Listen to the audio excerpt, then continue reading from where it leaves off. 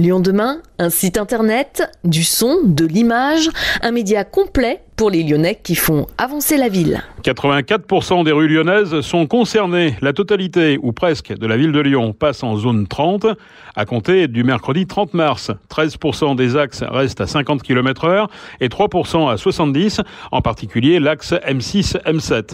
Mais globalement, l'exception devient la règle. Objectif de la municipalité écologiste, réduire l'accidentologie. Les 3/4 des rues qui passent à 30 sont réputées accidentogènes. Grégory Doucet, le maire de Lyon. Moins de blessés graves, moins de décès, moins de blessés tout court, moins d'accidents. C'est ça que l'on recherche avec ce passage à 30 km/h.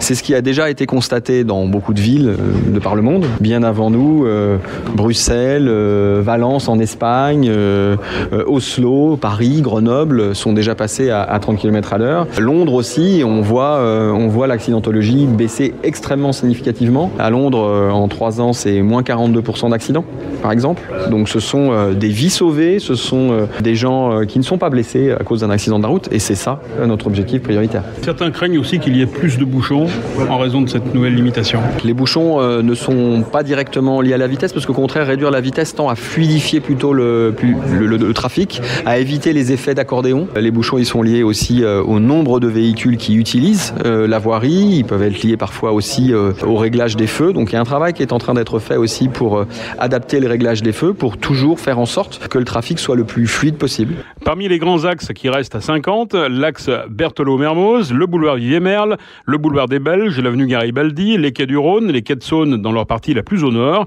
Mais attention, par exemple, l'axe Jean Jaurès, avenue de Saxe, avenue Foch, passe bien à 30 km/h. Alors comment s'y retrouver? Les explications de Valentin Longenstrass, adjoint en charge de la mobilité. Il y a l'installation de panneaux 30 km/h dans les entrées de ville qui sont en train d'être installés, qui sont dévoilés d'une certaine manière le 30 mars. On a déjà des ellipses, c'est-à-dire les cercles 50 km/h qui sont marqués sur le sol, sur les grands axes justement qui restent à 50 km/h. Et puis on aura aussi des ellipses 30 km/h pour rappeler aussi la vitesse par défaut à 30 km/h.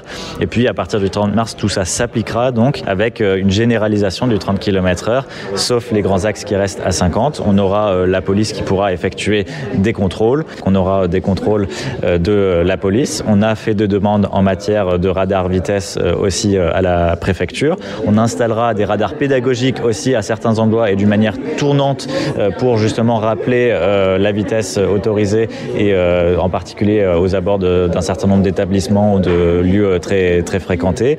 Et puis ensuite sur les aménagements au fil de l'eau, en fait, bien sûr, on pourra continuer des aménagements pour d'une part réduire l'accidentologie, d'autre part aussi favoriser les alternatives à la voiture telle qu'on l'a déjà engagée depuis 2 ans. Parmi les autres effets attendus, une réduction de la pollution ou encore une circulation facilitée pour les usagers du vélo. Fabien Bagnon, vice-président de la métropole, chargé de la voirie et des mobilités actives.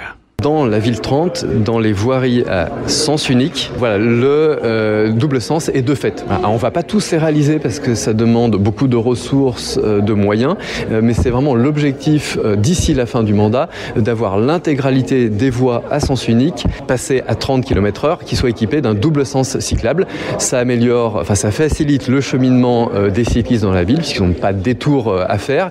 Et puis en plus, il y a un effet d'apaisement puisqu'on le sait, le double sens cyclable permet d'encourager l'automobiliste à réduire encore sa vitesse, tout simplement parce qu'il voit des cyclistes qui viennent en face. Une période d'1 mois est prévue pour éviter de surprendre les automobilistes. Les contrôles seront d'abord pédagogiques. À partir du mois de mai, le non-respect du 30 km/h pourra être verbalisé. Idem, bien sûr, pour les voies à 50. D'autres villes pourraient suivre l'exemple lyonnais. Villeurbanne s'est donné le temps de la réflexion.